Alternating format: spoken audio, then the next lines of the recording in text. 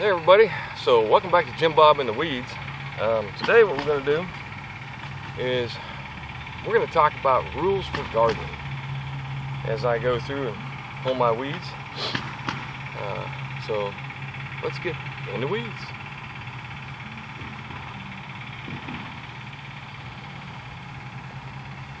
Alright, so I'm going to give you some things that I think are good rules to follow while you're gardening. Now, the number one rule, the most important rule, the rule I'll refer back to multiple times throughout this little presentation is it's your garden, your rules. What does that mean? Well, alright, first off, gardening has been done by many cultures, by all cultures. I mean, really, what is gardening? Gardening is just farming on a smaller scale. And this has been going on as long as people have been around, just about. Matter of fact, I think that's one of the distinctions they make about what is modern man and what is not, is when we started using tools, and the real reason we started using tools was to grow things. So, each of these cultures has had rules and guidelines that they followed, that they believed in. Some of them were religious and others were practical, but all of them have probably, I'm assuming, been made from long experience with the culture and the desires of that particular person in mind, and based upon success and failure. Each of us lives in a different climate. Each of us is different, despite what you may hear on TV. All of us have a different experience level and a different life experience. No matter what group you belong to, each of you out there is an individual with your own wants, desires, needs, experiences, beliefs, and so on. So it's your garden. Do it the way you feel is best. And anybody who tells you got to do this or that or the other thing, like, you know, right now the big thing is no-till. I got a tiller and I use it. Now, is no-till good? Yeah, it's got a lot of advantages that can be utilized in your garden that help out and are environmentally friendly. But you're trying to grow food, so if growing that food is complicated or become impossible by the rules that society tells you got to follow, then don't follow them. Come up with your own rules that seem to work for you in your garden, in your locality, in your environment, and with the way that you want to go about doing things. So, bottom line, your garden, your rules. I don't use pesticides. You can if you want. I don't use fertilizer. You can if you want. A lot of people do. And they might be more successful than I am at gardening. They might have prettier, better gardens that grow better. I do have problems with pests, but I don't want to eat food that has pesticide all over it.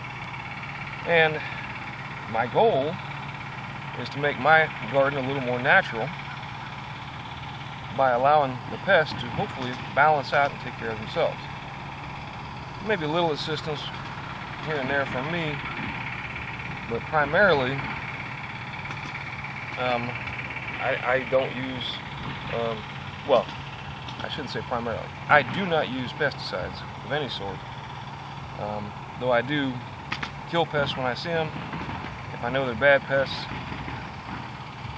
and so that is a non-natural form of pest control. And I also use interplantings to try and control pests. But it's my garden, it's my rules. All right, so that's what I want to do. That's not necessarily what you have to do. All right, next rule. All right, it's only a weed if you say it's a weed. Now, hang on, what are you talking about? Like this grass right here. I believe that's Johnson grass. Is that a weed? Well, it all depends. If it's in a lawn, it's not a weed. If you find a use for it, it's not a weed. An even better example is this right here. This is purslane. And purslane is an edible. Actually tastes pretty good. But I don't want it here. Now I do let it grow in certain other places. So, once again, here's some more of it right here. Purslane. It's completely edible. This, my finger's too dirty, I'm not going to eat it. That's dollarweed. And I've got it all throughout here. Perfectly edible. Matter of fact, some Asian cultures apparently cultivate it, grow it intentionally, to eat and to make teas out of. Many of the weeds that we call weeds are edibles. Some are medicinous. And in any case, this weed cover that I have right here helps to shade the soil, and the root mass that's up underneath the ground helps to keep that soil alive. But if I left this go, it would look like the rest of my lawn. So, do I want it there? No, not all the time. There are times when I may let it grow, but for the most part, particularly when I'm fixing to plant, I'm going to take and pull these weeds out. So, it's only a weed if you say it's a weed. What is the definition of a weed? I've had people ask me that before. What is a weed? And a weed is essentially any plant that grows in your garden that you don't want. Alright? So even though it might be an edible, or a flower, or a medicinal, if you don't want it there, so then it becomes a weed. Alright? So we'll go back to rule number 1. Your garden, your rules. You get to decide what's a weed and what's not. Alright? So that's 2 rules. Number 3 is if you don't plant it, it won't grow. Alright, well, yeah, that's pretty obvious, right? But the bottom line is, a lot of people want to be able to eat out of a garden and want to have food, but you got to plant it. You got to get it growing. You got to make it happen. So it seems very obvious, but it really is an important part of gardening. You got to figure out what you want, and you got to grow it. If you don't plant it, you're never going to have it. Which brings us to the next rule. All right, rule number 4: grow what you eat what you grow. So what I'm talking about here is, what are you going to plant? All right, so if you don't plant it, it's not going to grow. But you need to plant what you eat, because if you're planting stuff that not everybody likes, it's really not going to help you out. All right, so you're kind of pissing up a rope, so to speak. Like this purslane, for example. Again, like I said, it's edible, completely edible. But if we don't go around picking it and eating it, harvesting it, then I'm really just wasting my time trying to grow it. Better example, my kid still lives with me, doesn't care for lettuce. She prefers spinach, and she really likes this tatsoi, which is a lot like spinach. So we grow a lot of the tatsoi. I try to grow a lot of spinach. Spinach is sometimes hard to grow here. But if you grow things that you're not going to eat, like we don't really care for okra. I mean, I don't really care for okra. We have had some, and if you know how to prepare it, it's really good. But it's just not something we eat a lot. So I didn't grow okra. I could have grown okra. It grows fantastic here. It's a really great climate for okra. But it's not something that I would regularly eat. Some people have food allergies. You may find, for example, that you cannot eat eggplant. I know my daughter does not get along well with eggplant. My other daughter has an allergy to avocados. Now, I could grow avocado, which I actually have some plants growing, but if you can't eat avocados, then why grow the tree? Well, grow a tree that you can eat. So eating what you grow is important. All right. One, you eat what's in season. So like I said, I really do believe it's better for you. But two, there's really no point in wasting all your time growing something if you're not going to eat it. All right. So grow what you eat and eat what you grow.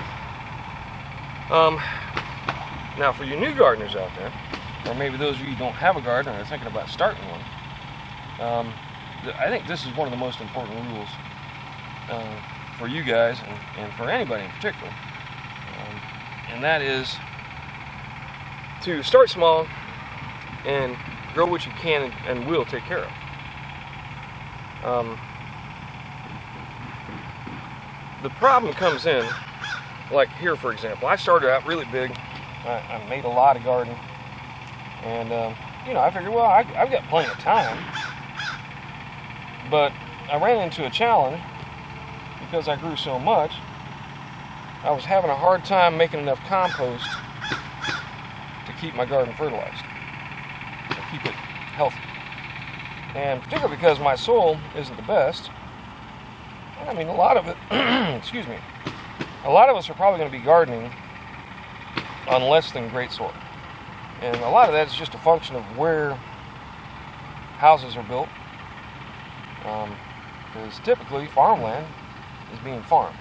That good land that's got all the nutrients in the soil, that prairie land. And you may not be lucky enough to be gardening in an area like that where it's just naturally fertile. Like here we have very sandy soil, so I've had to do a lot of amending to get my soil to the point where it'll grow reliably and well. So one of the issues I ran into is that I had so much garden that I couldn't make enough compost to really keep that garden growing. The other side of it, for those of you who are not like me, who are not retired, is that, let me see, the best way I think to explain this is like working out. All of us has probably worked out at one time or another, gone to the gym, started doing what's required to get yourself skinny and strong and healthy, particularly at the beginning of the year, and then we invariably kind of fade off on that and stop taking care of ourselves as well as we could have.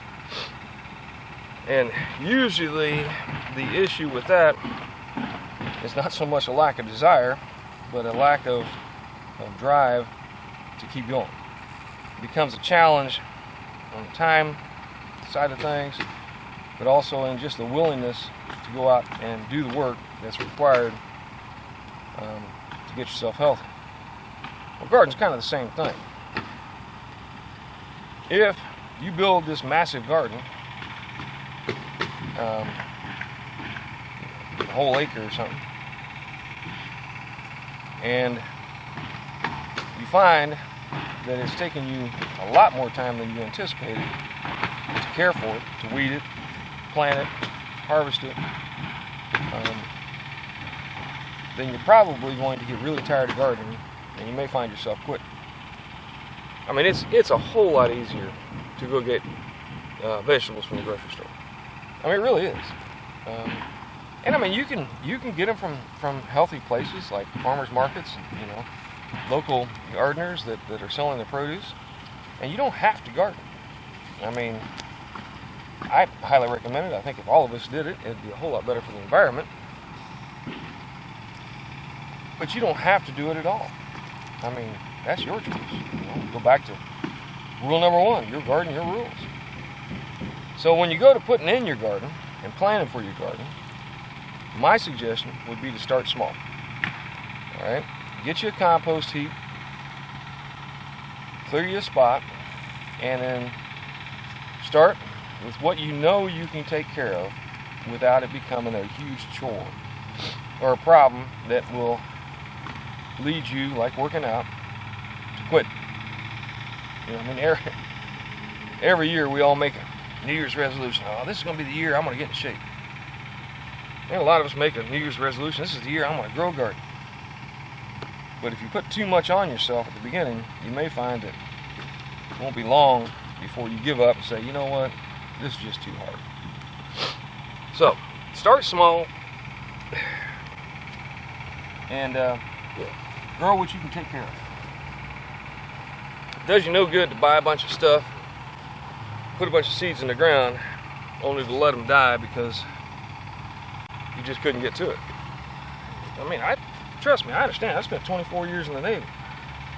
I know that not all of us have the kind of time that's necessary to keep a good garden growing. All right?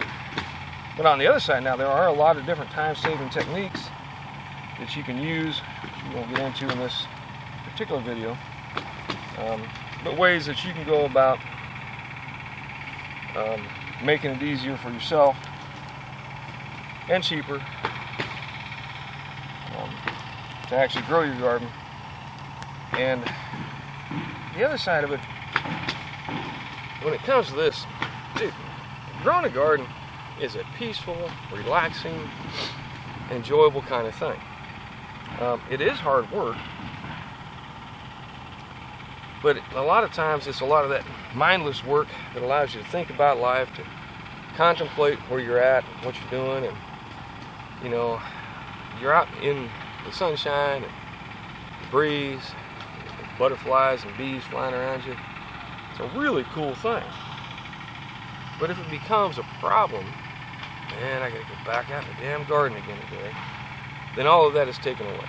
So, my recommendation, my rule, and I would suggest this rule for you as well, is to start small and grow what you can and will take care of. Alright, so that's a good rule I think everybody should follow. Now, rule number 6 is an interesting rule for me, and that is to learn what and when to grow. So, there are things that grow well here in Jacksonville in the summertime that will not grow in the winter. There are things here in Jacksonville that grow well in the winter that will not grow in the summer, that will die off. We have an unusual situation here in that the middle of the summertime, and that's pretty much I think throughout most of the South, but the middle of the summertime is when we get most of our moisture, but it's also when we get most of our heat and humidity. So what that causes is the soil temperatures go up.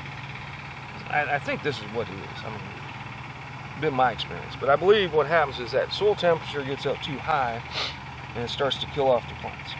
Certain plants. Some plants thrive and survive well and do fantastic in that heat. Particularly your native plants, things like this purslane, for example. It's a great thing to grow in the summertime because it loves that heat. But when I say learn what to grow and when to grow it, you can do some research on this. But I've had people tell me so many different things that you just cannot grow here. I mean, I saw online, I'm in several different Facebook groups, Jacksonville Gardening Friends and so on, Baker Creek Seed Club, and so forth. But I mean, I had people tell me you can't grow tomatoes in Jacksonville, Florida. Florida cannot be, you just cannot grow tomatoes in Florida because it's too hot, they'll never grow. I had a pretty well bumper crop of tomatoes this year and many years prior to this, so I can tell you that's just wrong. All right? You can in fact grow tomatoes here in Jacksonville, Florida. Now there's some issues. I mean, they tend to want to dry out in the sun, in the heat because the soil gets cooked. So mulch helps. They also will oftentimes die off in the direct heat or the dead heat of the summer. And so you either got to replant or try and keep your tomatoes alive. we have something here that's a big problem called root knot nematodes, very common here in Jacksonville. And if they get into your tomatoes, they can kill them off. They get into the roots, make big knots on the sides, and kill the plant. So you kind of got to watch where you plant them. You don't want to plant the same things, like tomatoes, in the same spot you did last year, typically, in my rule. So, but don't believe everything you read. People will tell you, this grows great here, wherever the here may be. It may not grow great in your soil. This won't grow here. Well, maybe it will if you just do it a different way. But, I mean, listen to what people say. Take it with a grain of salt. Do your research. Find out what zone you're in. Like here we're in zone 9A. And it's online. You just got to look for it. Find out what growing zone you're in. Really good information. You also want to find out, when your average first frost and average last frost is. And you kind of want to look at that repeatedly because it does change. Particularly now that we've got global warming and what have you. I mean, weather patterns are changing, but they're always changing. I mean, even if we didn't have global warming, weather patterns don't always follow the rules. So I refer you back again to rule number 1, your garden, your rule. So if you find that it doesn't grow well for you, then don't grow it. Don't spend the time and effort beating yourself up because you can't get this to grow or that to grow. But I'll give you a good example. I have heard that you cannot grow celery in Jacksonville, Florida. Right? My neighbor grew celery just fine. So, has he just got some kind of magic? Or is it possible that everybody can do it if you just do the right conditions, get your soil and your garden right? So, don't believe everything you read, but do some research and do some experimentation. Don't let people tell you what you can and can't do. It's your garden, your rules. Give it a shot. If it works, hey man, you're ahead of the game. If it doesn't, you're out a few seeds, a little bit of time. All right? But I think that if you do a lot of experimentation, you will find a lot of things that people will tell you are not always correct for your circumstances. Okay? So, that was rule number 6. Learn what and when to grow.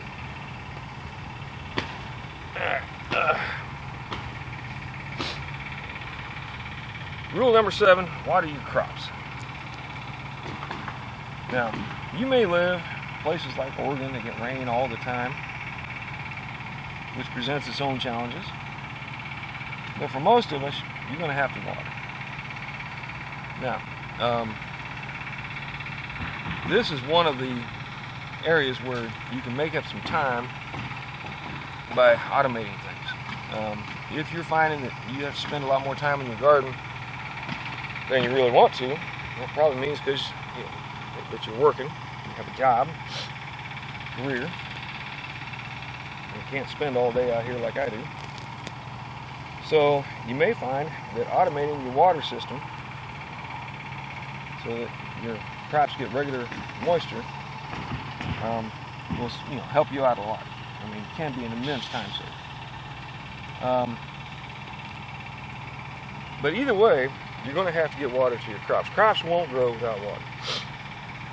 Now, you got to know which crops require more water and others require less. And that's part of the experimentation thing and the research.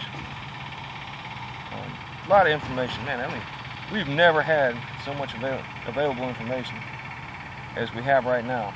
I mean, YouTube is fantastic. It gives you, the ability to use other people's failures to bolster your success. All right? But you got to get some water on your crops. All right? You got to figure out how you're going to go about doing it. Me, I like to do it by hand. Well, I may eventually start to automate it, particularly as I get older. But the advantage for me to do it by hand is that I get to look at my garden. It gives me the opportunity to go around and pretty much daily see what's growing well, what's not growing well. I get to identify problems and issues. I got a particular plant that's being eaten up by bugs. I'll know that the next day maybe I need to get out there and spend some time killing bugs with my fingers or what have you. Maybe I see some things that are kind of droopy, might need some extra compost. So it gives me that opportunity to get out there and really get up close and personal with my garden. But for a lot of you, you may not have that kind of time. And so for you, it might make a lot more sense to spend the money and time to build a timed or automatic watering system. I mean, I have a sprinkler system. For the entire yard. It came with the house when I bought it. The bottom line, though, is that water is critical for the development of plants. All right, you have to have moisture in your soil in order for plants to grow and produce fruit that you want to eat or leaves that you want to eat. In fact, most of what you eat is actually water. I don't know what percentage, of each individual crop, but I will tell you most of what you're eating is the moisture that goes into your soil. And if you don't get enough rain to keep your crops growing, you're going to have to water. You're going to have to put some water on your crops. So plan for that. If you've only got half an hour a day that you can actually get into the garden, particularly as the fall and winter sets in, and early in the spring when you don't have as many daylight hours, then plan your garden accordingly. Don't grow a huge garden if you can't get out and water a huge garden. And if you want to grow a huge garden, then make a plan for how you're going to keep it moist. Because there are going to be times when the rain just isn't going to be enough. You're just not going to have the rain that you need to keep your garden growing. You're going to have to water. And watering is kind of like laundry. It's never ending. It's when you think you finally got it moist enough, you'll run into a dry spell and have to do some more water. All right. Now, the best way to tell if you need water is get your finger in the dirt. Dig down. See where the moisture level is. You start getting dry on the first inch or two, you might want to throw some water at it. So rule number 8 is mulch is your friend. All right. We just got done talking about watering. And one of the things that will help you with your watering chores is that you can put mulch down. Now, what is mulch? Mulch can be basically any organic material, even some inorganic materials, that you can put over the top of your soil to keep the moisture from escaping and keep the life in the soil from dying. All right? Mulch is a fantastic thing. All right. Now, here in Florida, there's a lot of different opportunities for mulch. You can use pine bark. You can use pine needles. They even sell bales of pine needles if you want to use pine needles as mulch. But I'm cheap. I don't like to buy nothing. I try my best to do this as economically as possible. And so I usually use grass clippings. I have a pretty substantial yard, and I mow my neighbor's yard just for that reason, so that I can get the grass clippings from their yard and use them as mulch, and also use them as compost. And compost is my fertilizer of choice. So mulch is a beautiful thing. Now you can use straw, you can use alfalfa, you can use a lot of different things. You can make a living mulch, a lot of different ways to mulch. But the idea is that a layer of organic material of some sort over the top of your garden will help keep the moisture in keep the life growing and keep your soil cooler. The warmer your soil is, the more it'll bake off the moisture content, and the harder it'll be to keep things growing. The more you'll have to water. Now, do you have to mulch? No, that's up to you. Once again, go back to rule number 1, your garden, your rules. But I would highly recommend it. I think it's a fantastic thing. It works great. I use it a lot, particularly in the summertime when I have a hard time keeping moisture in the soil and keeping my plants alive because of the heat and the lack of rain sometimes. So, mulch is your friend. Highly recommend mulching your soil. Bare soil, naked soil is bad soil. All right? Don't let your garden go naked. Keep something on it, whether it be plants or whether it be mulch. All right, rule number 9, grow your soil. All right. If you ever have a chance to look something up called terra preta, it's a very interesting subject. Some things I didn't know until I started looking into it. Well, first off, is just how bad the soil in the Brazilian rainforest is. Overall, the soil is like miserable, apparently. It's just like terrible, terrible soil, very difficult to grow anything in the soil. But there's something called terra preta, and what they believe happened, and what I think happened, from what I've read and seen, is that the native peoples, before the Spanish came, they had like trash pits and poop pits, and essentially they took their charcoal and the refuse, which back then they didn't have plastic and glass and things like that. They had pottery, and mostly all of their refuse was natural and ordinary. So essentially they had like these massive compost pits that they threw everything into and possibly burned. We're not really sure exactly how it was done, but they basically improved that soil to the point where now here we are like 500 years later, and that soil not only is still fertile, still capable of growing things, but it actually will grow more soil, which is really neat. That they can take and just allow it to sit, do nothing with it, and then after a period of so many years, that terra preta soil has grown back into more viable and fertile soil. In fact, there are places down there where they sell it. They actually farm the dirt. So you got to grow your soil. Now there's a lot of different information on how to grow your soil, and what you can do and how you can go about it. You can get wrapped up into this so much that you can get what's called analysis paralysis, where I spend so much time trying to figure out how to grow my soil that I just say, you know what, there's just no way I'm going to be able to do this, and give up, or just never get around to actually doing it. So what I do here is I try and grow and incorporate as much compost as possible.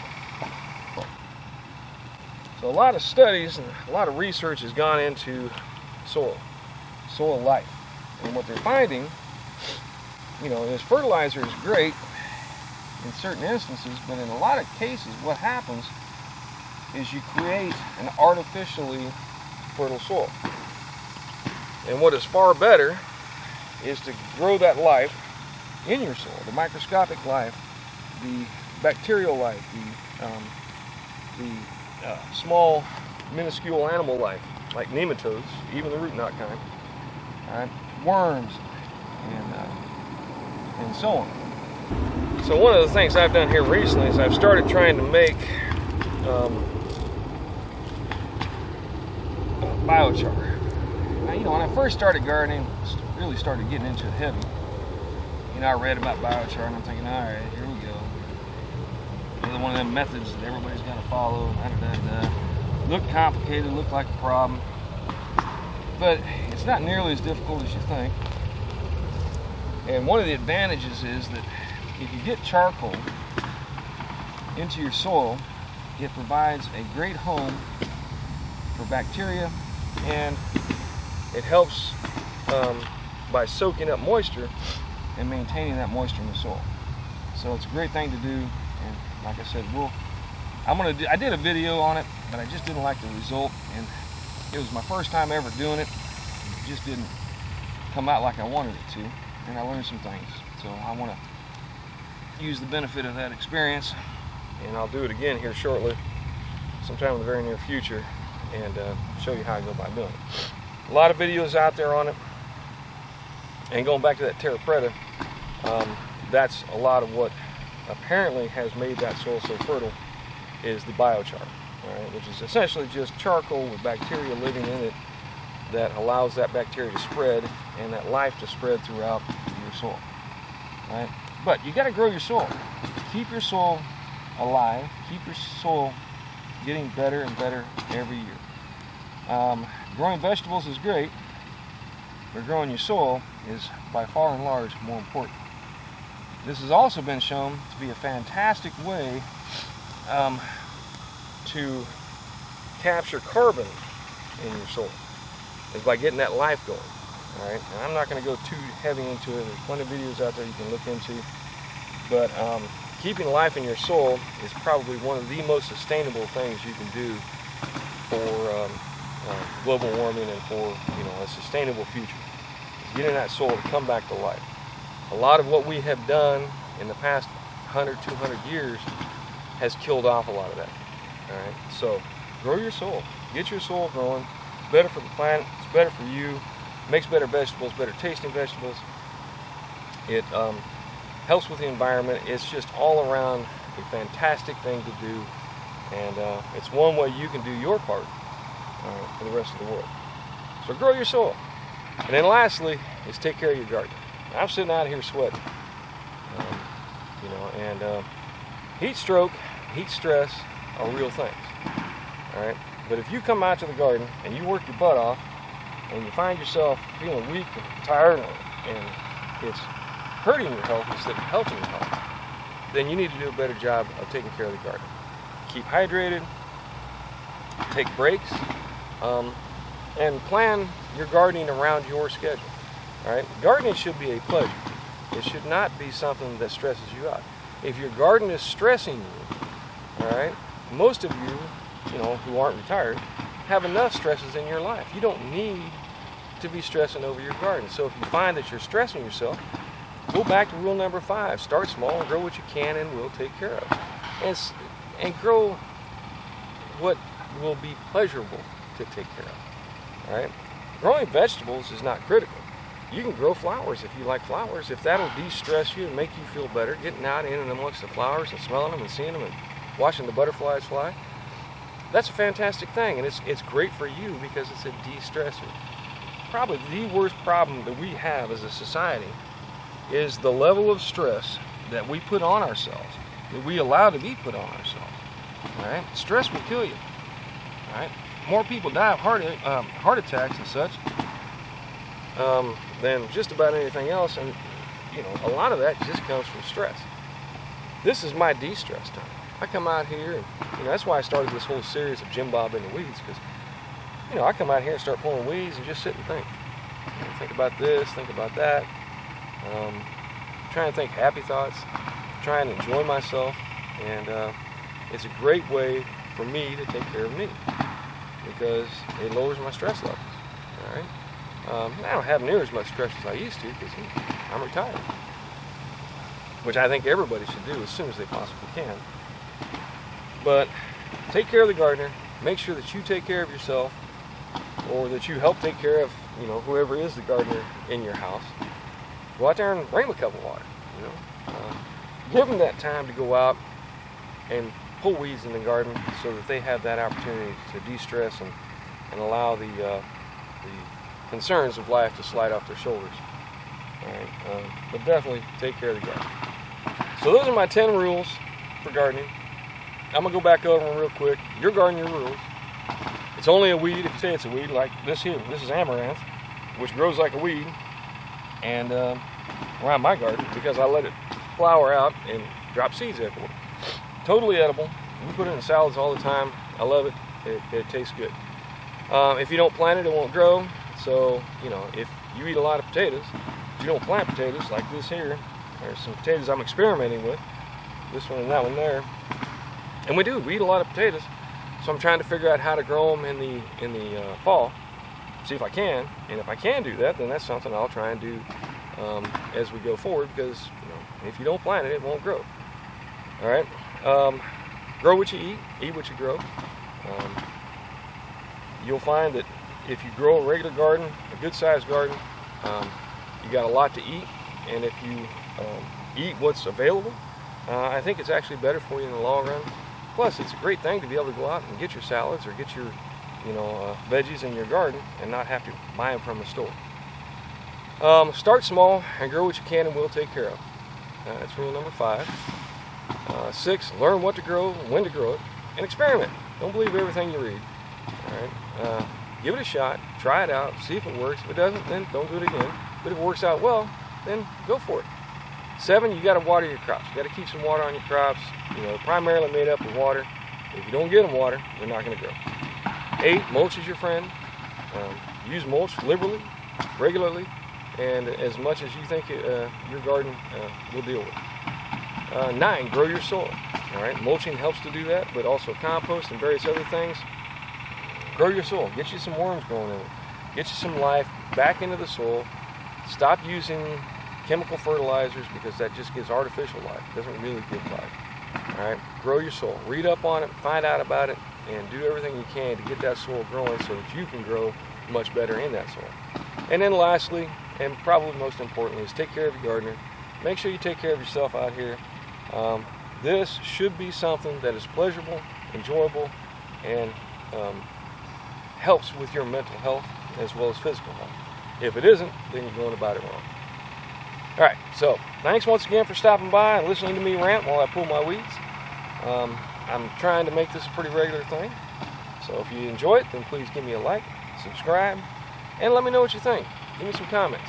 All right, what are your rules? What rules did I leave out?